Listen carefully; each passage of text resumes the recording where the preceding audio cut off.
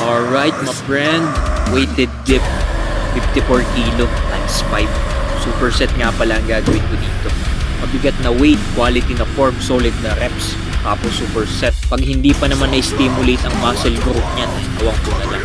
Kaya kakaunted set ang ginagawa ko. Pero high intensity yung reps. Sabi nga ni Mike Mincer, 3 sets ay enough na per workout. Pero dahil batang pasaway tayo, ginawa nating 5 sets.